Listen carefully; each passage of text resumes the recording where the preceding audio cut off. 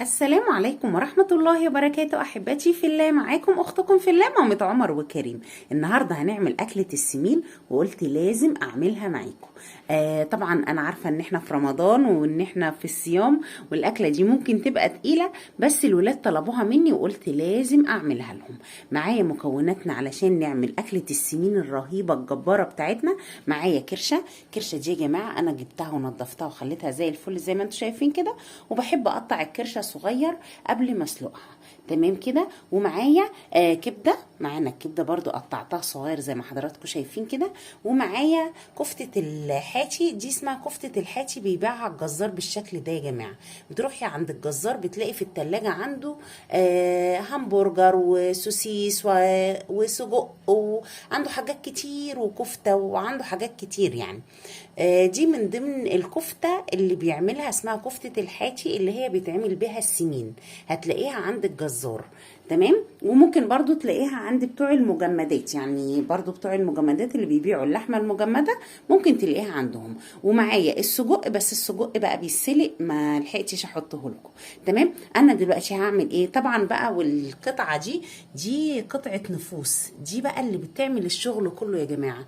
دي بتاخديها من عند الجزار، اللي هي الدهنة المقرمشة، مش الطرية، الدهنة المقرمشة.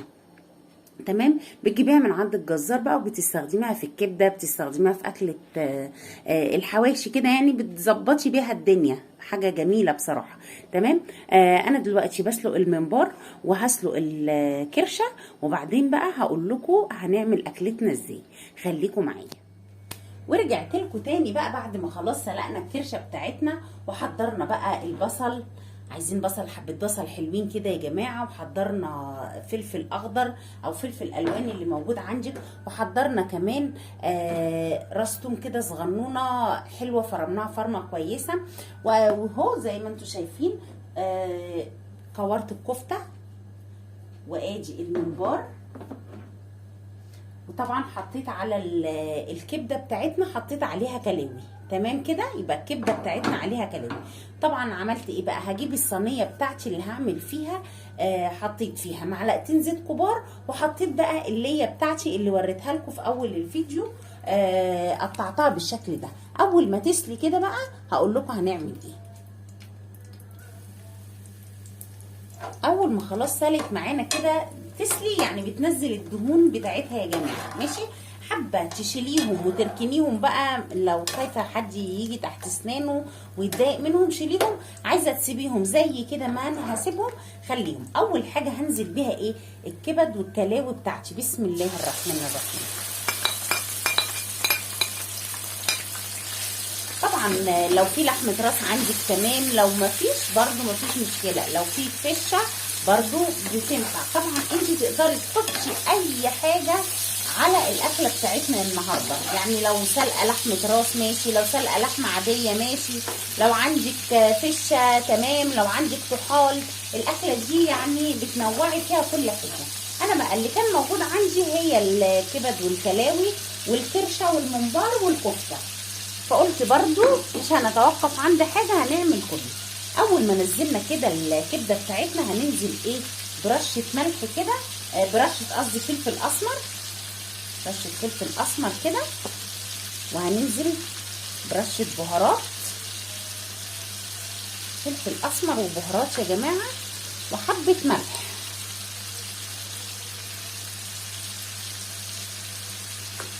ونقلب كده تقلبتين. بسم الله.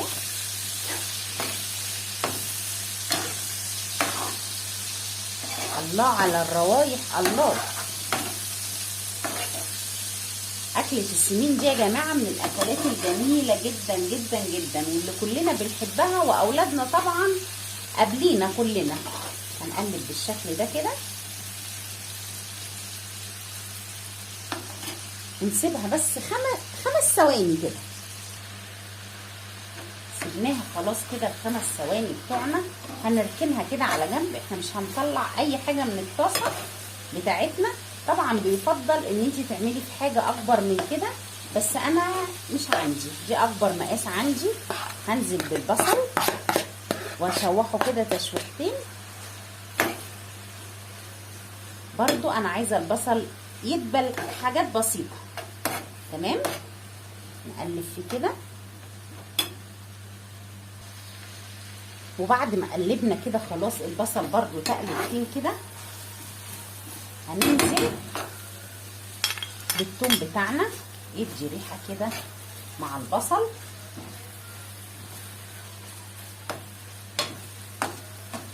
طبعا بقى الله الله الله على الجمال والريح. الثوم بيعمل فارق جامد يا جماعه برضو في الاكله الرهيبه بتاعتنا دي. تمام، هنركن بقى كده البصل والكبده على جنب كده. هننزل بالكفته بتاعتنا. بسم الله. الكفته زي ما انتم شايفين انا عاملاها دواير كده. نزلنا خلاص كده بالكبده بالكفته بتاعتنا. نسيبها بقى ايه تاخد وش من الناحيه دي، وبعد شويه نروح قلبينها على الناحيه دي. وزي ما انتم شايفين احنا بنركن كل اللي بنعمله، طبعا بنركنه. تمام،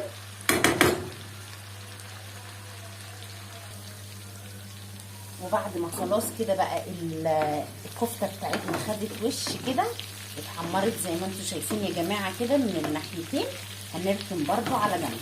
نقلب بقى ايه حاجه تقليبه حلوه مع بعض كده. بسم الله بسم الله. نقلب بقى. طبعا الكفته بتنزل دهون كتير يا جماعه، نقلبهم كده مع بعض. هنركن كده بقى برضو حاجتنا على جنب، وهننزل بالفلفل الاخضر بتاعنا، وبرضو نديله تشويحه كده في السمنه بتاعتنا وفي الليه بقى وفي الزيت. برضو نخليه ايه يدبل شويه.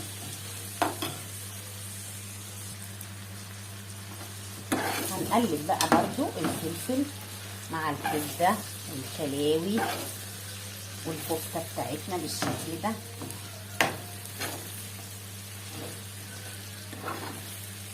دي اسمها صينيه السعاده يا جماعه بجد. يعني لو حبينا نطلق عليها اسم مش هنلاقي غير ان هي صينيه السعاده من طعمها ومن ريحتها ومن جمالها. بس انا كنت هبقى مبسوطه اكتر لو انا عندي صينيه اكبر من دي.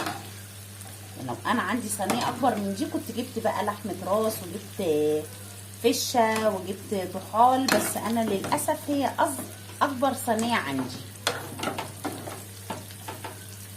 هنركن برضو على جنب كده، وننزل بقى بايه بالكرشه المسلوقه بتاعتنا فيها كده. بسم الله.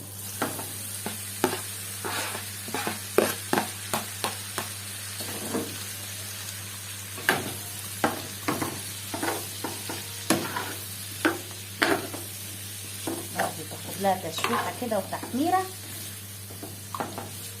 لو عايزه تزودي، لو حاسه ان نسبه الدهون في الطاسه قلت او في الصينيه بتاعتك قلت، تقدري ان انت تزودي براحتك.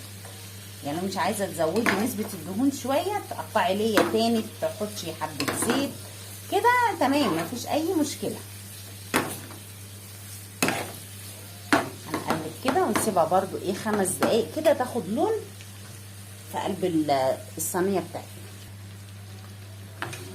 قلبناها كده بقى، هنقلب بقى برضو الاكله بتاعتنا كلها بالشكل ده. هنعمل فحطه كده ونحط الممبار بتاعنا بالشكل ده ونديله تشويح.